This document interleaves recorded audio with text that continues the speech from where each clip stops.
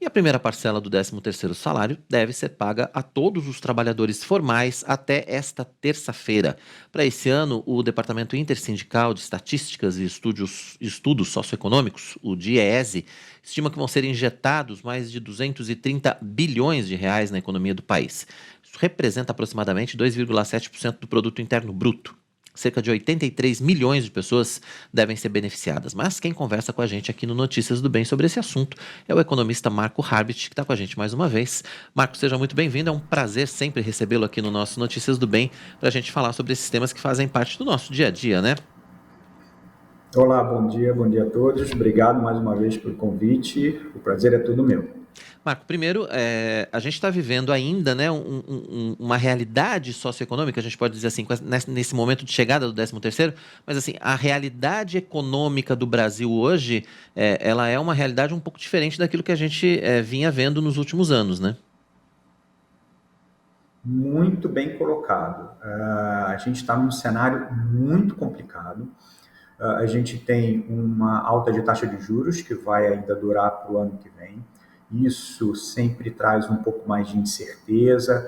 O empresariado, né, ele investe menos, então isso pode impactar um pouquinho ainda numa geração de emprego. Claro que com a vacinação a parte de serviços sempre é beneficiada, né? Porque você existe sim uma demanda represada nessa área, mas a gente ainda tem uma economia muito fragilizada, né? Então, para o ano que vem, por exemplo, a gente que trabalha com projeções macroeconômicas, né? Então, por exemplo, a minha projeção é para um crescimento de PIB para o ano que vem de 0,3%, ainda positivo, tem um viés negativo nisso.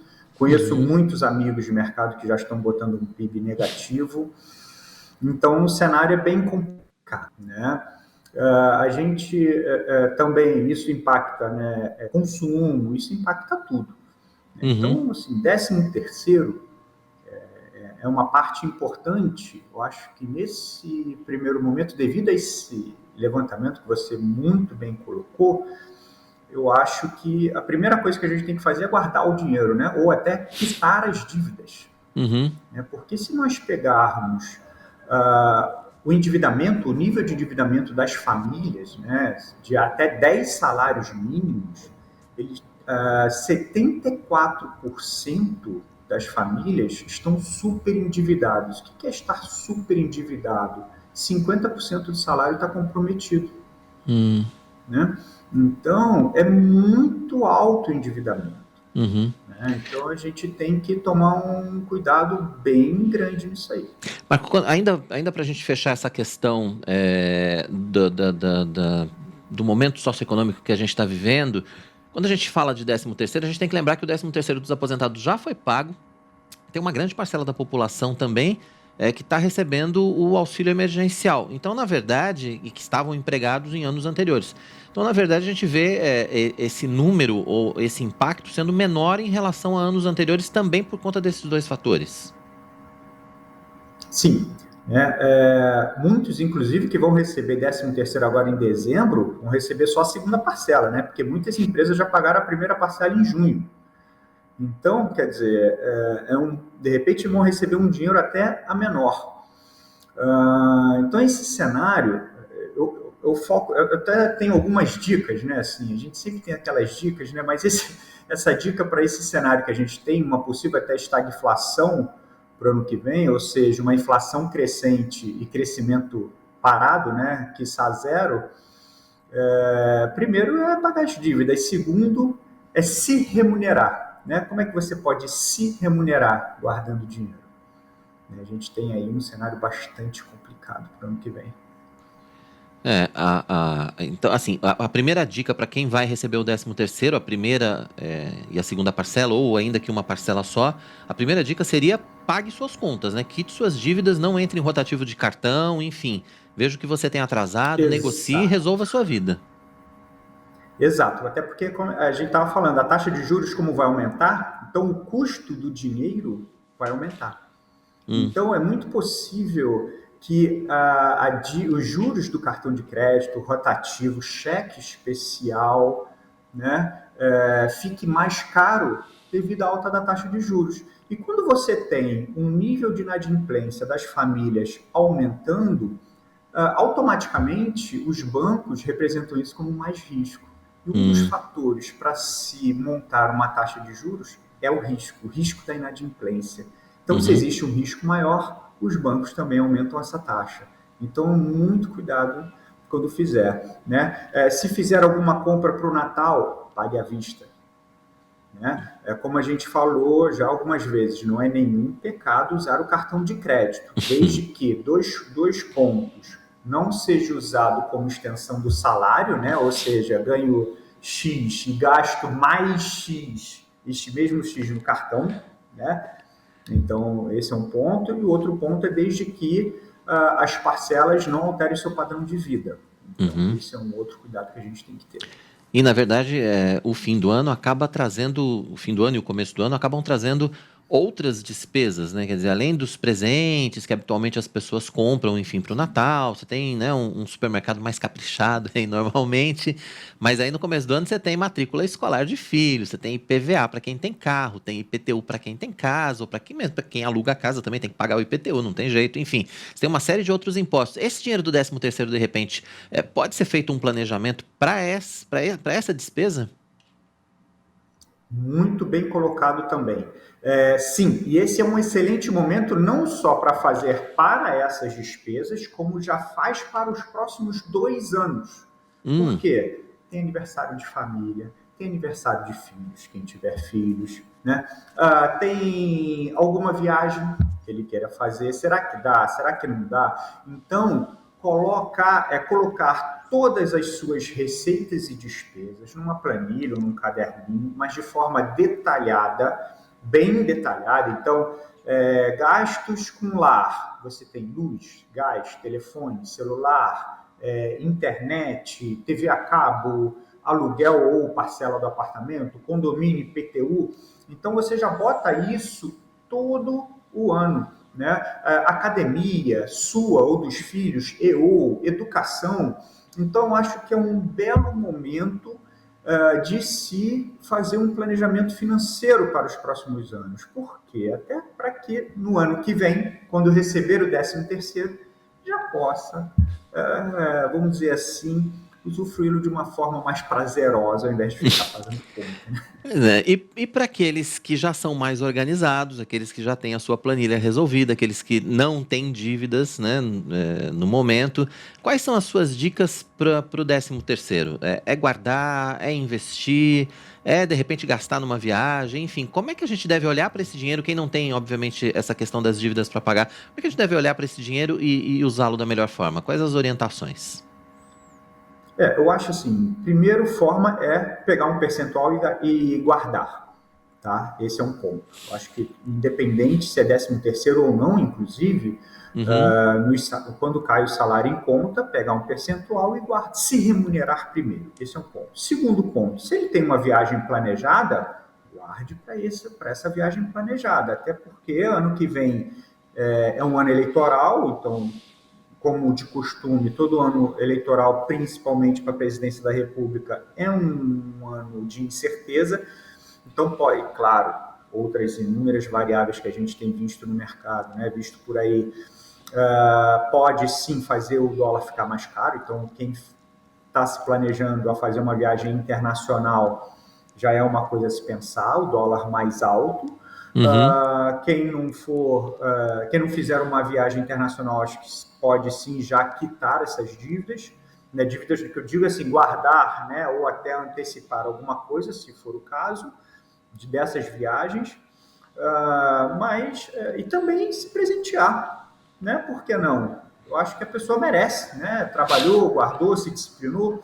Então, eu acho que pode sim se presentear, não é nenhum pecado, né? Comprar um presente bom para a gente, para nossa esposa, para família, maridos, e assim vai. Eu acho que não é nenhum pecado.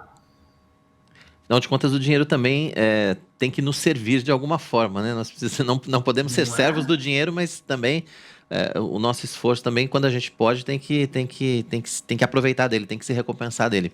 Outro aspecto que eu queria ver contigo, Marco, é o seguinte: no ano passado nós tivemos um Natal muito diferente. Nós tivemos um Natal em que as compras, obviamente, foram praticamente, a gente pode dizer, online.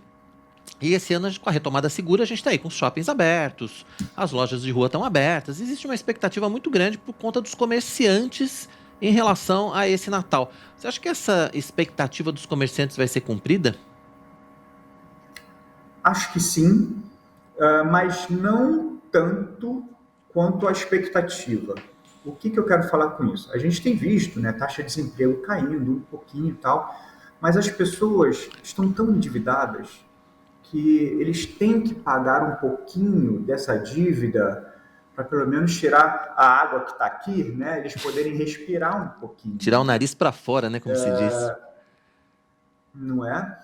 Então, eles poderem respirar. Então, eu acho que esse 13º vai injetar muito dinheiro, né? Como a gente sabe, o Diese vem falando, mas eu acho que não vai ser todo para o consumo. Uma bela parte vai sim para pagamento de dívidas. Mas eu acho que vai ser um Natal favorável para o comércio, serviços. Eu acho sim que vai ter uma surpresa ainda agradável, vamos dizer assim. Vai ter um impacto positivo, né?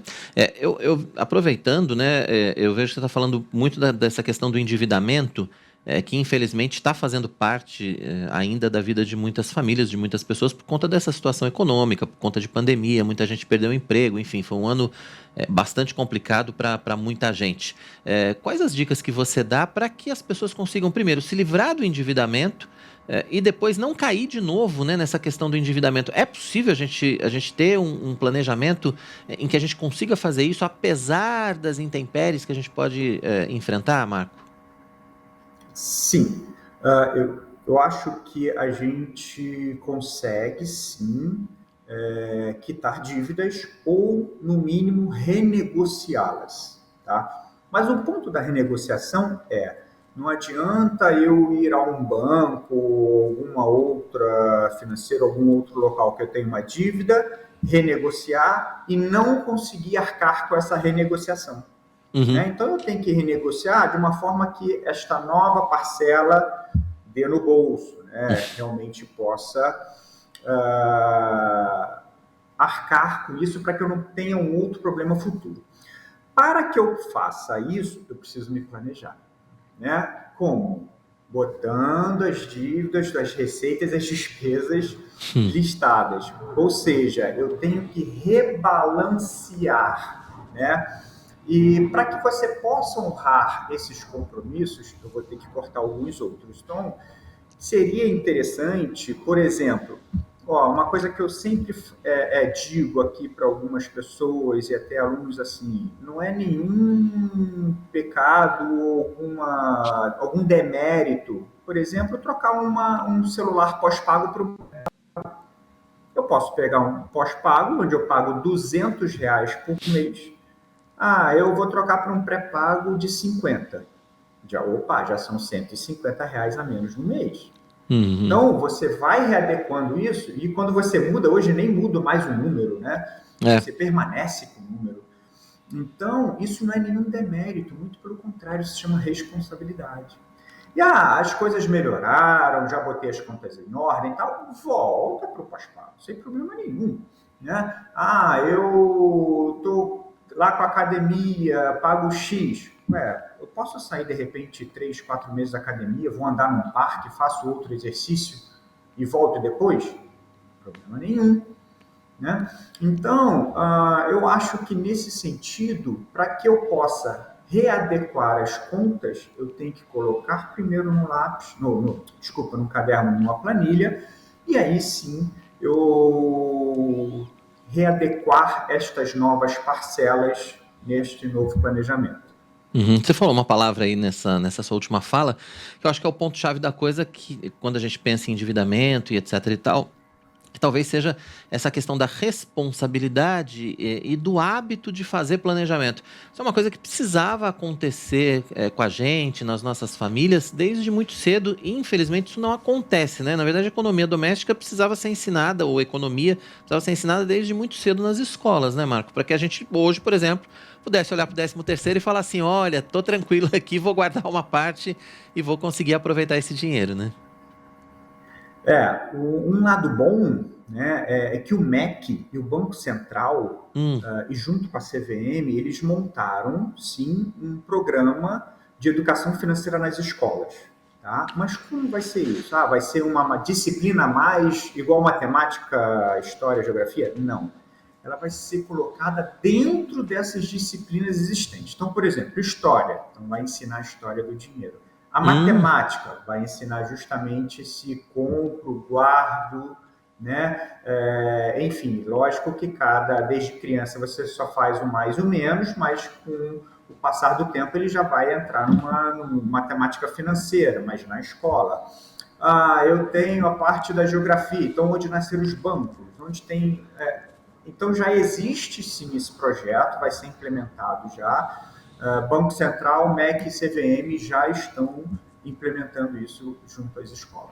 Ah, que bacana. Esse é um lado bom. Esse é o lado bom da coisa, né? A Mas gente precisa. realmente, eu não tive educação financeira, nós não tivemos, né? Então, a A gente gente, vai aprender. infelizmente, está aprendendo na dor de vez em quando, né? Pois é, o pessoal que ainda foi para essa área, né, de economia, de exatas e tal, acho que talvez alguns tenham tido mais facilidade. Mas para quem só tem que lidar com o orçamento doméstico todo fim do mês, às vezes acaba se perdendo realmente um pouco em relação a esse controle, né, a essa coisa de fazer planilha e de seguir, porque não é nem tão difícil fazer a planilha. Acho que o mais Não, difícil é você é a seguir a planilha, né, a disciplina. disciplina, né. A disciplina é uma palavra bem chave nisso aí, Pois é. né? São aqueles dois famosos P's, né, das finanças pessoais. O posso. Posso gastar? Posso. Preciso? Né? Se o teu primeiro P do posso for não, nem vai para o segundo, né? Se o P do preciso também for não, é sinal que você vai gastar em algo supérfluo. E Então, realmente tem que é evitar. nesse ponto aí. É verdade. Marco, queria que você deixasse os seus contatos, os seus canais na internet, enfim, para quem quiser aprender mais sobre economia, quem quiser ter mais dicas, enfim, eu sei que você, nas suas redes sociais, você também faz lá os vídeos, dá as informações, dá as dicas, compartilha com a gente as suas redes Eu sociais. faço muito LinkedIn, né, o Uhum. Marco Harbis, tá? E o e-mail também, marco.harbis@gmail.com. Tá certo. Marco, obrigado pela sua participação mais uma vez com a gente aqui no Notícias do Bem. Que todos possam É um usar essas prazer. dicas aí com sabedoria e que aqueles que vão receber o 13º possam fazer bom uso dessa verba extra, né, que vem aí no fim do ano. Obrigado, volte sempre aqui no nosso Notícias do Bem. É sempre um prazer falar contigo. Um prazer é todo meu. Um grande abraço.